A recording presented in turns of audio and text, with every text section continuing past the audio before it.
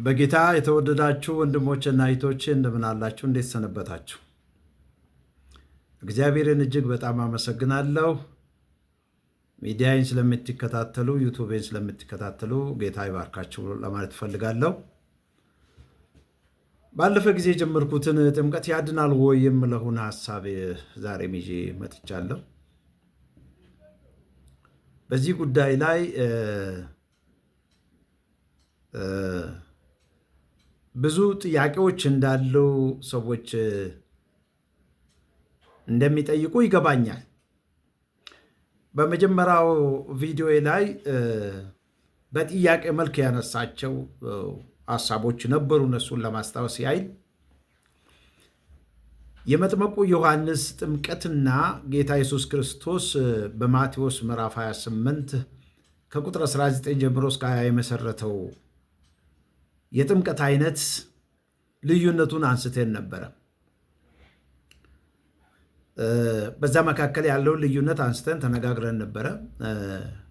ሌላው የሚነሱ ጥያቄዎች ሕፃናት እንዴት ይጠመቃሉ፣ መጀመሪያ ማወቅ አለባቸው የሚለውን ነገርም አንስተን ነበረ። መጽሐፍ ቅዱስ ከብሉይ ኪዳን እስከ አዲስ ኪዳን አንድ ላይ አይተናል። ዛሬ በተለይ ከዚህ ነጥብ መነሳት ይፈልጋለሁ። ለምንድን ነው መካነ ኢየሱስ ወይም ደግሞ ሉተራን ሕፃናትን የሚያጠምቁት? ካቶሊኮች ለምንድን ነው ኦርቶዶክሶች ሕፃናትን የሚያጠምቁት?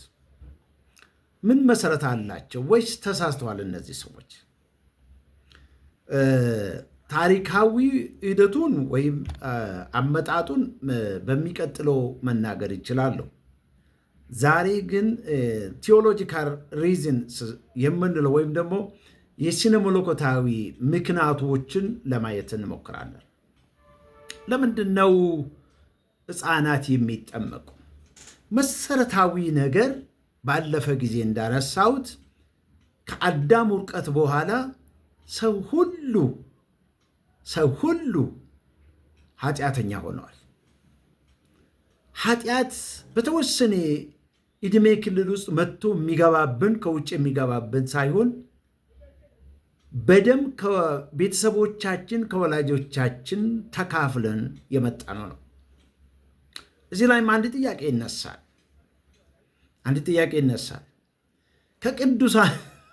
ከቅዱሳን የተወለዱ ቅዱሳን ናቸው የምለው ደግሞ ይነሳል።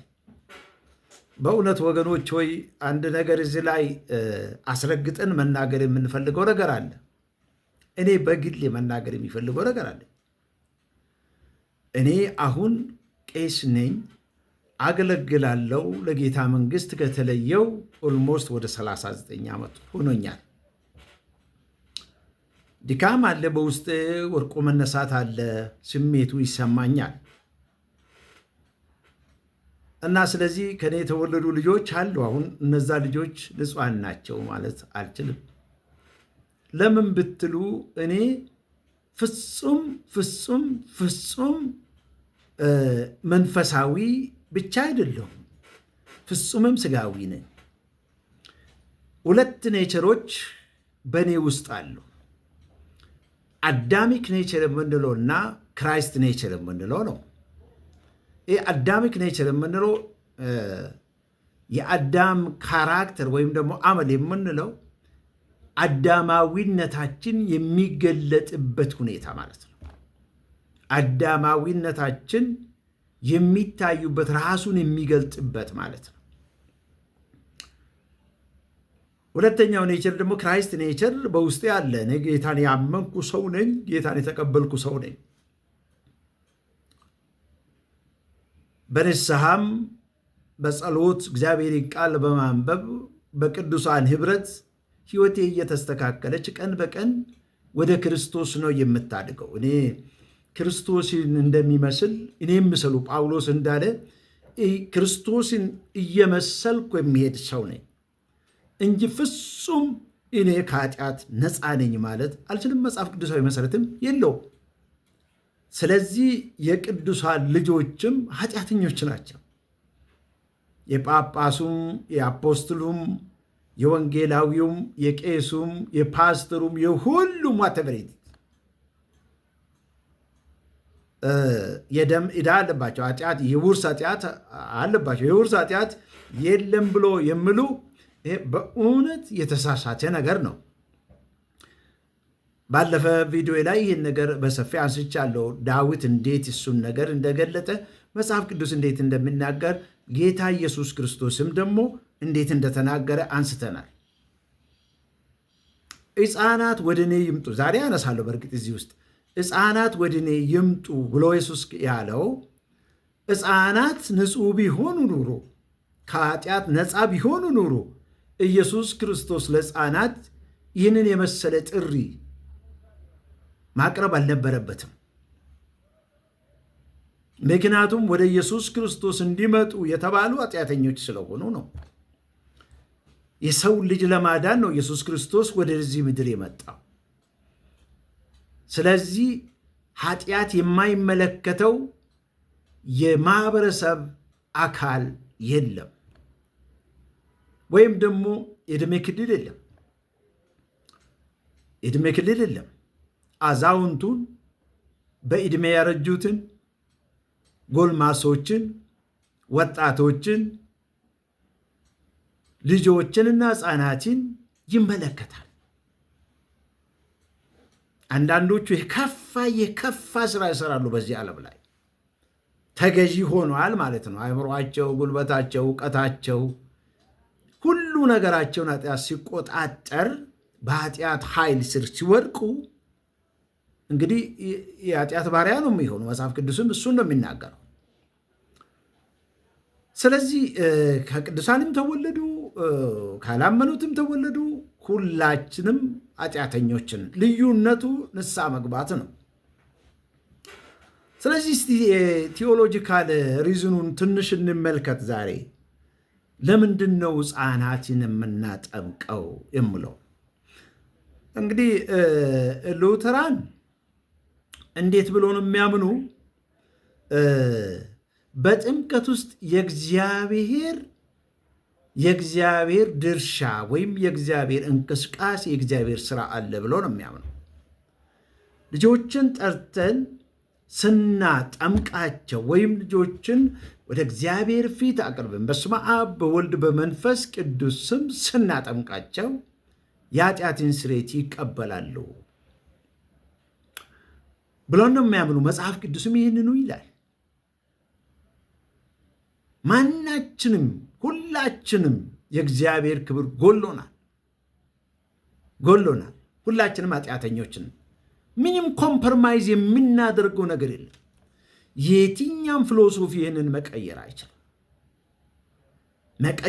የትኛም ፊሎሶፊ ይህንን መቀየር አይችልም። የትኛውም ጽንሰ ሐሳብ ይህንን መቀየር አይችልም። ለእምነት ከተጻፉት መጽሐፍት መካከል መጽሐፍ ቅዱስ ኃጢአትን አድሬስ የሚያደርግ ነው። ኃጢአትን የሚኮንን ነው። ኃጢአትን እንደ ኃጢአትነት የሚገልጥ ነው። የእግዚአብሔርን ጽድቅና ቅድስናን የሚገልጥ ነው። የሰዎችን ማንነት የሚያሳየን ነው። በአጭር ምሳሌ እስቲ ልናገር። አሁን ለምሳሌ የሚያጠቡ ሕፃናት የእናታቸውን ጡት ሲያጠቡ ግራውን እያጠቡ ከሆነ ቀኙ ላይ እጃቸውን ያስቀምጣሉ። ሌላ ሰው መጥተው እንዳይወስድባቸው ነው።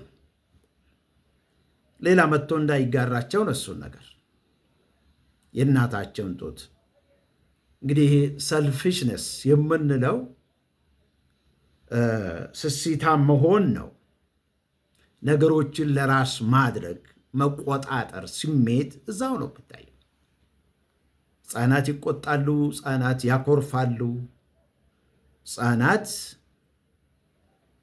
ይናደዳሉ፣ ሕፃናት ይማታሉ።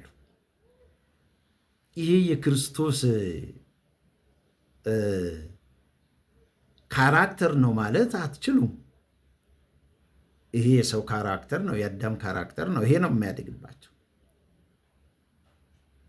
እና ስለዚህ ምንድነው ሉተራን የሚሉት እኛ ወይም መካነ ኢየሱስ የምንለው ልጆች ሲጠመቁ እግዚአብሔር ይቅር ይላቸዋል፣ ከቤተሰቦቻቸው የወረሱትን የውርስ ኃጢአት እግዚአብሔር ይቅር ይላቸዋል ብሎ ስለሚያምኑ ነው። ሌላው ደግሞ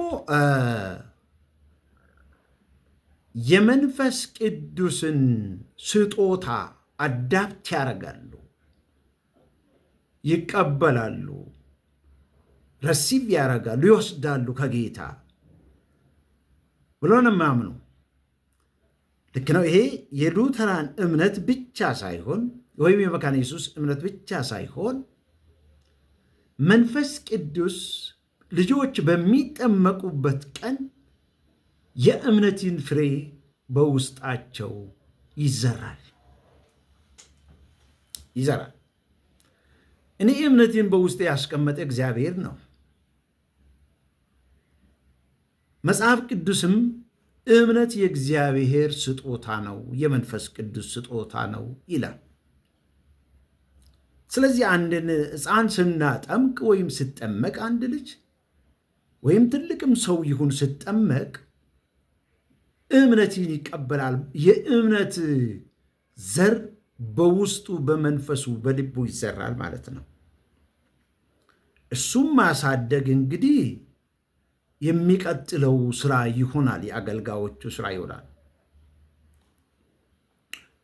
ጥምቀት ዝም ብሎ ውሃ ማፍሰስ ወይም ደግሞ መርጨት ወይም ደግሞ ማጥለቅ ብቻ ሳይሆን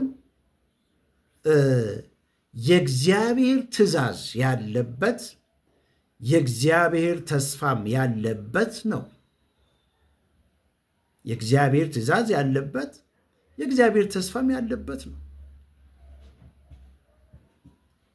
አው ባለፈ ጊዜ እንዳነሳው ዛሬም እንደሚያነሳው ማቴዎስ 28 ከቁጥር 20 ጀምራችሁ ስታነቡ ከቁጥር 19 ጀምራችሁ ስታነቡ ሂዱ አጥምቁ ነው ያለው ኢየሱስ። ሂዱ አጥምቁ። በዚህ ጉዳይ ላይ ቴዎሎጂ መስራት አስፈላጊ ነው። መተካት ግን አንችልም። መተካት አንችልም። በፍጹም መተካት ማንም ስልጣን አልሰጠንም። እግዚአብሔር ቃል ብሎ ነው የምናደርገው። ስለዚህ ሕፃናት የሚጠመቁበት ምክንያት ቴዎሎጂካሊ ስንመለከት ኃጢአተኞች ስለሆኑ የኃጢአትን ይቅርታ ለመቀበል ነው። ዋዝ ሪዛልት ሂር ምንድን ነው? እዚህ ጋር ውጤቱ ምንድን ነው? እዚህ ጋር ውጤቱ እዚህ ጋር በምትታየው ቤተ ክርስቲያን ውስጥ ከዛን ቀን ጀምሮ አባል ይሆናሉ። አሁን መካነ ኢየሱስ 12,600,000 አባላት አሏት፣ ሕፃናትን ጭምር ማለት ነው። ሕፃናት ሰዎች ስለሆኑ ሕፃናትን ጭምር እንክብካቤው መንፈሳዊ እንክብካቤ ወይም መንፈሳዊ አስተምሮ ወይም ጥንቃቄ ከዛን ጊዜ ጀምሮ ነው የሚወሰድላቸው። በተለይ እዚህ አካባቢ በጣም የሚገርመኝ አንድ ነገር አለ። አንድ ልጅ ስናጠምቅ መንፈሳዊ እናት ወይም ደግሞ መንፈሳዊ አባት ከወላጅ ቤተሰቦች ጋር እንዲሆኑ ይደረጋል። ለምንድን ነው እሱ ነገር የሚደረገው? ለምንድን ነው የሚደረገው? ምናልባት ሰው ሟች ስለሆነ ወላጆች እነዚህ ሕፃናት በሕፃንነታቸው እያሉ ራሳቸውን ሳያውቁ ቢሞቱ በተቀበሉት መንፈሳዊ ቃል ኪዳን በተቀበሉት ቅዱስ ጥምቀት እንደ ቤተሰብ ሆኖ እነዛን ሕፃናት የሚያሳድጉትን ሁለት ቤተሰብ መፍጠር ማለት ነው።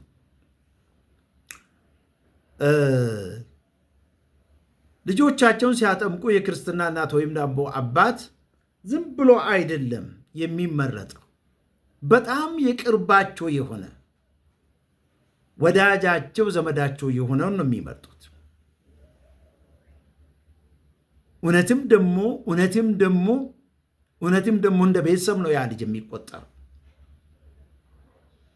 የቃል ኪዳን ልጅ ነው። ይሄ ጥምቀትን መቀበል ብቻ ጋራንቲ አያረገውም። በጥምቀት ከጨለማው አሰራር ወደ ብርሃን አሰራር የመጡበት መንገድ ነው፣ ወይም ደግሞ ከሞት ወደ ሕይወት የተሻገሩበት ነው። እንግዳ ከሆኑበት የእግዚአብሔር መንግሥት አባል ለመሆን የመጡበት መንገድ ነው። ጥምቀት እሱን ነው የሚሰራው። እሱ ብቻ በቂ አይደለም።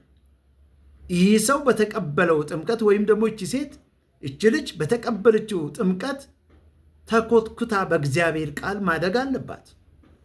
ለዛ ነው እንደዛ የሚደረገው። ሁለተኛው እዚህ ላይ ያው አሁን በአንደኛው ላይ ሀሳቡን በተጨማሪ አንስቻለሁ።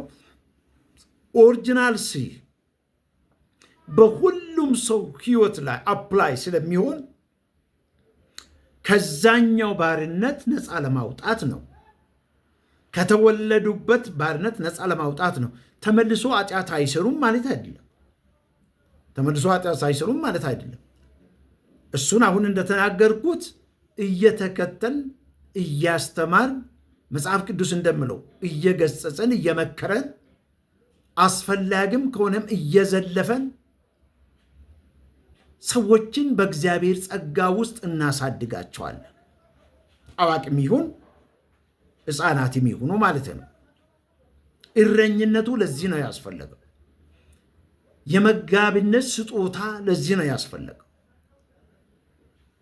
ፊዚካል አባት እንዳለን፣ እኔ ስጋዊ አባት እንዳለን መንፈሳዊ አባት አለን። እኔ መንፈሳዊ አባት አለኝ። ስለ ቤተሰቦቼ፣ ስለ ልጆቼ፣ ስለ እኔ ህይወት የሚገደው የሚያገለግለኝ፣ የሚመግበኝ አለኝ። መንፈሳዊ አባት አለኝ። ልክ በዛ ነው የምንቀጥለው ማለት ነው። ባለፈ ጊዜ አንስቻለሁ። መዝሙር 51 ቁጥር 5 ላይና ሮሜ 5:12 ላይ ሰዎች ኃጢአት ሆኖ እንደሚፈጠሩ ኃጢአተኛ ሆኖ እንደሚፈጠሩ መጽሐፍ ቅዱስ ያስተምረናል።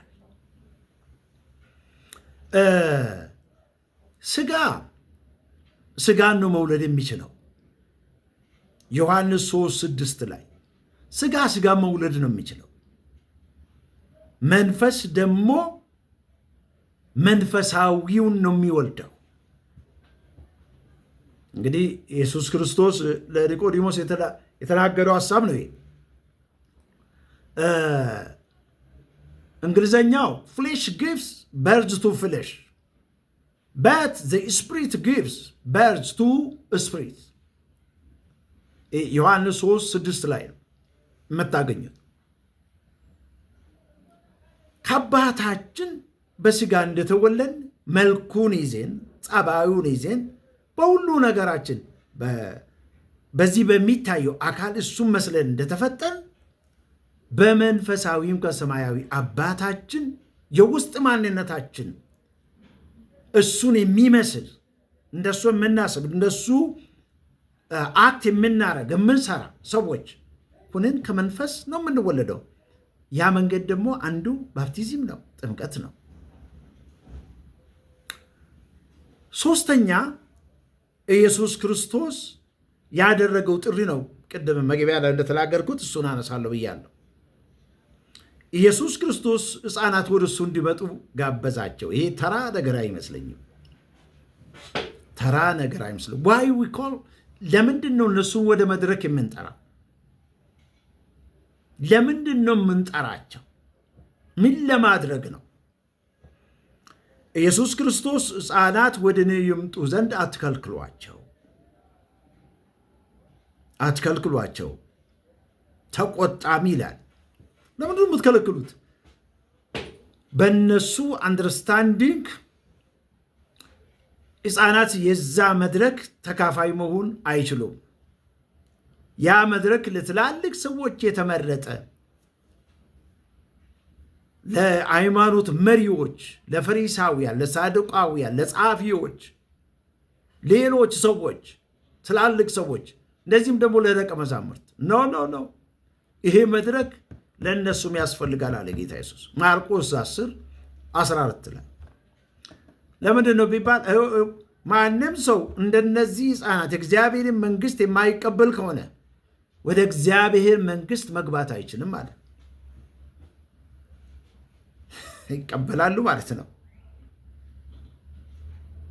ኃጢአተኞች ስለሆኑ ወደ ክርስቶስ መምጣት ግድ ነው። ማንን እኛ ከክርስቶስ ሰዎችን በዕድሜ ከልለን የምንጠብቀው? ወይስ የራሳችን ፎርሙሌት አድርገን ጥምቀትን ለመተካት የምንሞክረው? ማንን እኛ? ራሳችን ልንጠይቅ ይገባል። ጥምቀት እንግዲህ ሕፃናት ወደ ክርስቶስ እንዲመጡ የሚያግዛቸው ወይም በር የሚከፍትላቸው ነው። እኔ አንድ ምሳሌ ማንሳት እፈልጋለሁ። አሁን ለምሳሌ ገበሬ ዘር በመሬቱ ሳይዘራ እንዴት አድርጎ ፍሬ ይጠብቃል? በልጅ ሕይወት ላይ ዘሬን ካልዘራችሁ እንዴት አድርጋችሁ ነው ክርስቲያኒቲን ከልጅ የምትጠብቁት? ባዶ ሕይወት ከእግዚአብሔር ጋር ያልተገናኘ። አንዳንድ ጊዜ ኤሌክትሪክ ገመድ በቤታችን ተዘርግቶ ግን ከሚፈለገው ጋር ኮኔክት አልተደረገም፣ እንደዛ እንደማለት ነው። ስለዚህ ማብራት መስጠት አይችልም። ብርሃን የለንም ቤት ውስጥ። ኮኔክት መደረግ አለበት። ልጁ እኮ ኮኔክሽን አልፈጠረም ከአምላኩ ጋር የምንከለክል አዎ አልፈጠረም። ስለዚህ ዘር ያልዘራችሁበትን እንዴት ትጠብቃላችሁ? ይሄ ልጅ በዚህ መሃል ቢሞት ማን ነው ኃላፊነቱን የሚወስደው? ስለዚህ ሕፃናት የምናጠምቅበት መሰረታዊ ሐሳቡ ቴዎሎጂካል እንደዚህ ነው የምናየው እኛ። አራተኛ እምነት የእግዚአብሔር ስጦታ ነው እንላለን። ስጦታ ነው። የባለ አእምሮ መሆን ጉዳይ አይደለም። ኢንተሌክቹዋሊቲ ጉዳይ አይደለም። የእምነት ጉዳይ ነው። የእምነት ጉዳይ እንዴት ነው በእኛ ውስጥ የሚዘራ? በቃሉ፣ በጸጋው፣ በጥምቀቱ፣ በቅዱሳት ምስጢራት ነው በልባችን ላይ የሚዘራ። በዛ ነው በልባችን ላይ የሚዘራው። ስለዚህ የሉተራን አስተማሪዎች ወይም ደግሞ የመካነ ኢየሱስ አስተማሪዎች ዝም ስለምንል ሳይሆን ምናልባት ብዙ ስለማንናገር ሰዎች እንደሱ ላያስቡን ይችላሉ እንጂ እምነት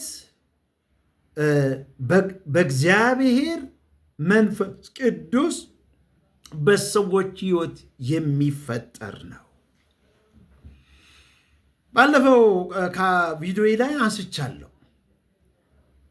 ይስሐቅ የአብርሃምን ቃል ኪዳን ነው የተከተለው። ለዛ ደግሞ መሰረቱ እግዚአብሔር እንደተናገረ መገረዙ ነው። የ8 ቀን ሕፃን ተገረዘ።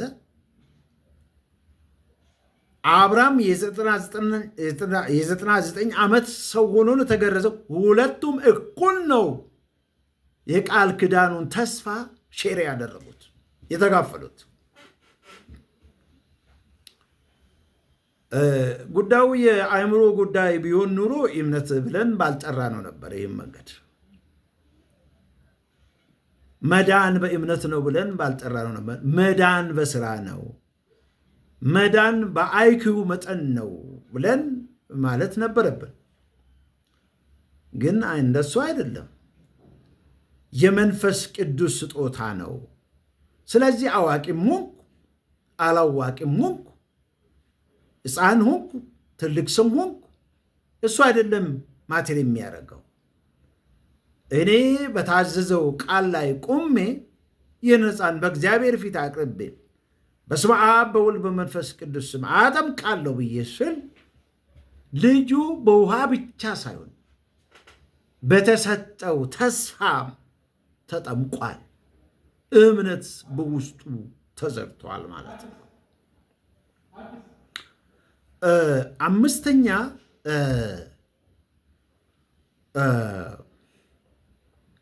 መጽሐፍ ቅዱስ ለቤተሰቦች ራይት ይሰጣል ወይም ኃላፊነት ይሰጣል። አሁን ለምሳሌ በአስርቱ ትእዛዛት ውስጥ አስርቱ ትእዛዛት በሁለት ቦታ ነው የሚከፈሉ። የመጀመሪያው በእግዚአብሔርና በሰው መካከል ያለው ህብረት ነው፣ ፍቅር ነው፣ አንድነት ነው። ሁለተኛው ደግሞ በሰውና በሰው መካከል ያለው ህብረት ነው። እሱ እንግዲህ በዚህኛ ሁለተኛ ውስጥ የቤተሰብና የልጆችን ጉዳይ ነው አስርቱ ትእዛዛት የሚያነሳው። እግዚአብሔር ቤተሰቦች የእግዚአብሔር ተወካዮች ናቸው። ለዚህ ነው ልጅን የሚያቀርቡት። ለዚህ ነው አብርሃም ልጁን በእግዚአብሔር ፊት የገረዘው። ኃላፊነታችን በግልጽ ልታይን ይገባል። ለምን ወለዳችሁ? ኃላፊነቱ የማይገባን ከሆነ የፈለገ ሰው እግዚአብሔር የሰጠን ኃላፊነት እንደፈለገ የምንሄድ ከሆነ ለምን ወለዳችሁ? ይህ ነው እኔ ጥያቄ። ራሳችሁን መጠየቅ ያለባቸው ይህ ጉዳይ ይመስለኛል። እኔ እንደማምኑ መጽሐፍ ቅዱስ እንደምናገረው ያልተጠመቀ በአብ በወልድ በመንፈስ ቅዱስ ያልተጠመቀ ትልቅም ይሁን ትንሽ መጠመቅ አለበት ነው መጽሐፍ ቅዱስ ነው የሚለው። ደግሞ ይሄ ቤተሰብ ኃላፊነት አለበት። ልጆቻችን በእግዚአብሔር ፊት የማቅረብ ወደ ቤተ ክርስቲያናችን የመውሰድ አገልጋዩ አውቶራይዝድ የሆነው ኦርደንድ የሆነው ሰው እንዲያጠምቅ። ማንም ሰው አይደለም ይሄንን ጥምቀት መፈጸም ያለበት። ቤተ ክርስቲያኒቷ በሰማይና በምድር መካከል በያው እግዚአብሔር ልጅ ፊት ኃላፊነት የተሰጠው እጅ ተጭኖ ለዚህ ስራ የተለየ እሱ ነው ማጥመቅ አለበት፣ ወይም ደግሞ እሷ ናት። ስለ እሷ ግን ሌላ ጊዜ እመለሳለሁ። አሁን ሚዲያ ላይ አያለሁ ሴቶች በእግዚአብሔር መንግስት እንደማያገለግሉ ዝም ማለት እንደሚገባቸው ብሎ ሲያስተምሩ አያለሁ። እሱን ሌላ ጊዜ እመጣለሁ። ስለዚህ ኃላፊነት አለብን። እኔ ስለ ልጆች ኃላፊነት አለብኝ። ለዛ ነው የሚመክረው፣ ለዛ ነው የሚገጽጸው፣ ለዛ ነው የማስተምራቸው፣ ለዛ ነው የምጸልላቸው፣ ለዛ ነው እጄን ጭኜ ልጆቼ ላይ የእግዚአብሔርን ተስፋ ቃል ኪዳን የሚጠራው። ሉተራን እንግዲህ ለዚህ ነው የሚያጠምቁት። ሐሳቤን ሰመራጅ ላድርገው። መጽሐፍ ቅዱስ ኃጢአተኞች ናቸው ብሎ ስለምን ንስሐ መግባት ስላለባቸው፣ የጌታን ጸጋ መካፈል ስላለባቸው፣ የመዳን መንገድ በዚህ ስለሆነ በእምነት በጸጋ ስለሆነ መዳን፣ ይህ ጸጋ ደግሞ የሚገኘው በዚህ ውስጥ ስለሆነ ሕፃናት እንደተወለዱ መጠመቅ አለባቸው ይላል መጽሐፍ ቅዱስ። ለዛ ነው እንደዛ የምንለው። ሌላው እግዚአብሔር የደነገገውን እግዚአብሔር ያዘዘውን እኔ መሻር ስለማልችል፣ ሰው መሻር ስለማይችል፣ ቲዮሪ የሰው ፍልስፍና ጽንሰ ሐሳብ መቀየር ስለማይችል በእግዚአብሔር ሐሳብ ላይ ቁመን እናደርጋለን። ሶስተኛውን ክፍል በሚቀጥለው አብረን እናያለን። እግዚአብሔር የሰማነው ቃል ይባርክልን። አስቡበት፣ ተነጋገሩበት፣ ተወያዩበት፣ ጠይቁ። አገልጋዮቻችንም ጠይቁ።